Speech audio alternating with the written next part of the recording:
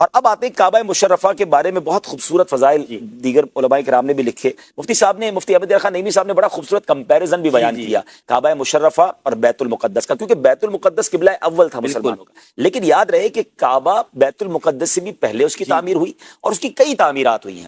سب سے پہلے حضرت آدم علیہ السلام نے اس کی تعمیر کی، کیونکہ جب وہ زمین پر تشریف لائے تو انہوں نے کہا کہ یا اللہ یہاں کافی سناٹا ہے، یہاں پر عبادت کی کوئی جگہ نہیں ہے، جیسے ہم بیت المعمور پر عبادت فرشتے کرتے ہیں. تو پھر یہاں پر اللہ کریم کے حکم سے آپ نے بالکل اس کی سیدھ میں تعمیر فرمائی، اور اس کے بعد پھر حضرت ابراہیم علیہ السلام نے بھی اس کی تعمیر کی. بعد میں بھی اس کی کچھ تعمیرات ہوتی رہی. لیکن سبحان اللہ کعبہ مشرفہ میں مقام ابراہیم اور حجر اسود یہ ایسی قدرت کی نشانیاں ہیں جو بیت المقدس میں نہیں. اور یاد رہے کہ یہ جنتی پتھر ہیں، جنت سے حضرت جبرائیل علیہ السلام لائے تھے، اور اللہ کریم نے ان کے نور کو مٹا دیا، محو کر دیا.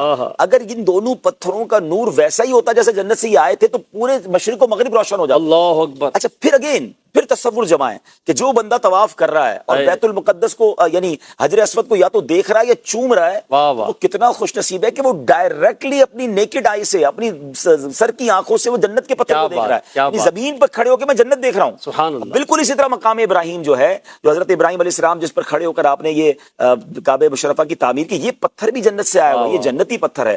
سبحان اللہ. دنیا میں رہ کر ہم جنت کی چیزوں کے نظارے کر رہے ہیں. اس کا واقعہ بھی بڑا خوبصورت ہے نا جی. حضرت اسماعیل علیہ السلام کو ابراہیم علیہ السلام نے کہا کہ ایک پتھر لے کر آؤ جس پہ چڑھ کے میں تعمیر. اصل میں وہ یہ تھا کہ جب حضرت ابراہیم علیہ السلام نے اس کی تعمیر کی تو یہ بڑی خوبصورت اس کی ہسٹری ہے کہ حضرت ابراہیم علیہ السلام کو اللہ تبارک و تعالیٰ نے حکم دیا کہ کعبے کی تعمیر کریں. صحیح. آپ نے کہا یا اللہ مجھے تو نہیں پتا کہ وہ، اچھا یہ بھی فرمایا کہ حضرت آدم علیہ السلام والی بنیادوں پر تعمیر کریں. ہوا یہ تھا کہ جب طوفان نوح آیا تھا نا تو کعبہ مشرفہ سے یہ حجر اسود کو اور یہ مقام ابراہیم کو اٹھا لیا گیا تھا. جبریل امین جبل ابو قبیس پر رکھ کر آ گئے تھے. اچھا جبل ابو قبیس کو بھی تھوڑا سا ڈیفائن کر دوں میں. یہ جو ماشاءاللہ مکے مدینے جاتے ہیں وہ ضرور اس کو اس حوالے سے دیکھیں. اچھا یہ کائنات کا سب سے پہلا پہاڑ، اللہ دنیا کی ابتدا میں اولڈسٹ اگر کوئی ماؤنٹین ہے تو جبل ابو قبیس. اچھا جبل ابو قبیس جو ایگزیکٹلی کہاں ہے؟ جب آپ صفا سے باہر نکلتے ہیں تو آپ کو اب تو محل بن گیا ہے، ایک بہت بڑا پہاڑ ہے جس میں محل بنا ہوا ہے. ایکچولی یہی جبل ابو قبیس ہے، اور اس میں بہت سارے واقعات اس پہاڑ پر ہوئے ہیں. نبی پاک علیہ السلام نے جو چاند کو 2 ٹکڑے کیا تھا نا، اسی پہاڑ پر کھڑے ہو کے کیا. اور بتایا جاتا ہے کہ پہلے کے زمانے میں یا 30-40 ایئرز پہلے اس پہاڑ پر مسجد ہلال بھی قائم تھی. یعنی عاشقان رسول نے اس نسبت سے چاند والی مسجد کے نام سے ایک مسجد بھی چھوٹی سی بنائی تھی. بہرحال اچھا تو اب جبل ابو قبیس پر جب طوفان نوح آیا تو پانی ہو گیا، تو یہ حجر اسود اور مقام ابراہیم وہاں پر رکھ دیا گیا. اچھا اب حضرت ابراہیم علیہ السلام کا زمانہ آ گیا، آپ کو حکم دیا گیا کہ آپ کعبے کی تعمیر کریں. تو آپ نے کہا یا اللہ مجھے تو وہ ڈائمینشنز نہیں پتا. تو اب اس ڈائمینشنز کو بتانے کے لیے سبحان اللہ آج ہم کوئی گھر بناتے ہیں تو اس کا بلو پرنٹ بنتا ہے، اس کا نقشہ بنتا ہے، اس کا آرکیٹیکٹ ڈیزائن بنتا ہے. اب کیسی رحمت الہی کا انداز بنا کہ ایک بادل بھیجا گیا کہ اے ابراہیم یہ بادل کا سایہ جہاں پر ہوگا نا اس پر آپ نے کعبے کی بنیاد رکھی. کیا بات. اچھا اب حضرت ابراہیم اس بادل کے ساتھ چلتے ہوئے جا رہے ہیں. بادل ایگزیکٹلی وہاں جا کر کھڑا ہو گیا کہ جہاں حضرت آدم علیہ السلام نے پہلے کعبے کی بنیاد ڈالی تھی. اچھا یہ بھی یاد رہے کہ اس کی ڈائمنشنز جو ہے ویری اسٹریٹ، بالکل بیت المعمور کے نیچے ہے. یہ بھی ایک تصور ہے محسن بھائی کہ میں کعبے پر طواف کر رہا ہوں اور اسی کی سیدھ میں اوپر فرشتے بیت المعمور کا طواف کر رہے ہیں. یعنی مجھ جیسا گناہگار کہاں آ گیا؟ ہمیں امیجنیشن کی تو انتہا ہی نہیں ہے نا. سبحان اللہ. تو بہرحال اب حضرت ابراہیم علیہ السلام نے تعمیر شروع کی. تو اب جب کھدائی کی نا تو حضرت آدم علیہ السلام کے زمانے کی بنیادیں بھی نکل آئیں، تو وہ اور کنفرمیشن بھی ہو گئی.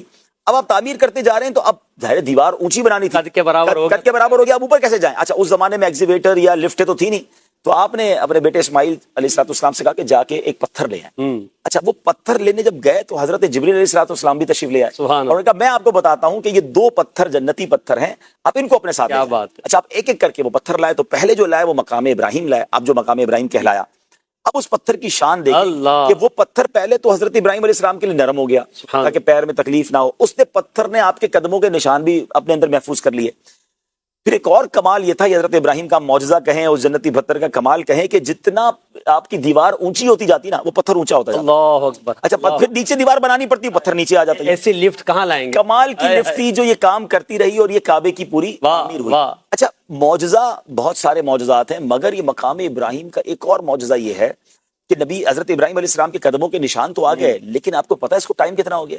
more than 5,000 years. اللہ 5,000 سال سے، یعنی ہم دوسرے لفظوں میں کہیں 5,000 بارشیں دیکھی ہیں اس پتھر میں، 5,000 طوفان، آندھی، جو بھی موسم کے تغیرات ہیں، سردیاں گرمیاں سب، اور یہ اب جا کے مقام ابراہیم کو پیک کیا گیا. یہ 100-200 سال پہلے پیک ہوا ہوگا، 400 سال پہلے پیک ہوا ہوگا. پہلے تو کھلے آسمان تلے پڑا رہا، اللہ، لوگ ہاتھ بھی لگاتے رہے، برکتیں لیتے رہے، لیکن قدموں کے نشان 5,000 سال کے بعد بھی دیکھ سکتے ہیں، اور بالکل واضح نظر آتا ہے. یہ کیسا معجزہ ہے، اللہ نے کیسی نشانی قائم رکھی ہے. اچھا، اب جب کعبے کی تعمیر ہو گئی تو اب اسی دوران حضرت جبریل نے دوسرا پتھر دیا کہ یہ جہاں حجر اسود ہے کہ یہاں لگا دیں، یہ جنت کا پتھر ہے، تو حضرت ابراہیم نے اس کو وہاں بھی لگا دیا. اچھا، اب کعبہ ریڈی ہو گیا، بٹ نوبڈی اوور دیئر. یاد رہے 5,000 سال پہلے نہ وہاں کوئی انسان تھا، نہ کوئی پانی تھا، نہ کوئی عمارت تھی. کعبہ ہی عمارت تھی، باقی پہاڑ تھے، ریگستان تھے. بلکہ میں یہ کہوں کہ جو لوگ 70s میں 80s میں گئے نا مکہ مدینہ، تو ان کو بھی یاد ہوگا یہ آس پڑوس میں ہوٹلیں اب بنی ہیں، ورنہ پہاڑی تھے. چاروں طرف حرم کے گرد ایک سرکل بنتا تھا پہاڑوں کا، گھر تو پیچھے جا کے تھے. تو اس زمانے میں تو کیا ہوگا، کچھ بھی نہیں تھا.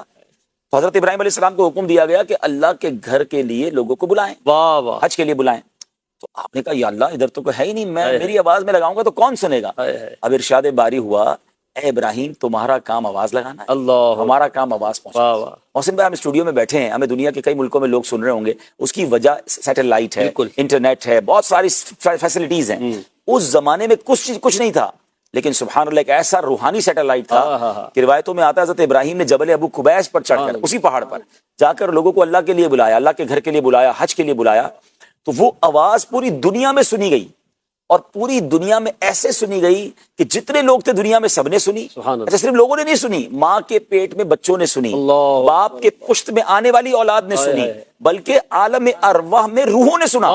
سبحان اللہ. اچھا، اس وقت پھر سب نے جس نے لبیک اللہم لبیک کہا کہ حضرت ابراہیم نے بلایا حج کے لیے اور انہوں نے لبیک کہا. علماء کہتے ہیں اس وقت جس نے ایک بار لبیک کہا تھا وہ ایک حج کرے گا، اللہ جس نے 2 بار لبیک کہا وہ 2 حج کرے گا، جس نے جتنی بار لبیک کہا وہ اتنے حج کرے گا. اب ذرا سوچیں کہ جو حج کو گئے یا جا رہے ہیں ان کی خوش نصیبی دیکھیں، اور ان کو تو میں کہتا ہوں اس بات پر ہی سجدہ شکر کرنا چاہیے کہ اللہ 5,000 سال پہلے ہماری روح نے حضرت ابراہیم کی اس آواز پر لبیک کہا تھا، تو نے ہماری روح کو یہ ساتھ، ہم تو دنیا میں نہیں تھے نا. تو یہ وہ کہتے ہیں نا یہ بڑے کرم کے ہیں فیصلے، یہ بڑے نصیب والوں کا ہی حصہ ہے. اللہ پاک ہمیں بھی لبیک پڑھ کر کعبہ مشرفہ کی دیدار عطا فرمائے.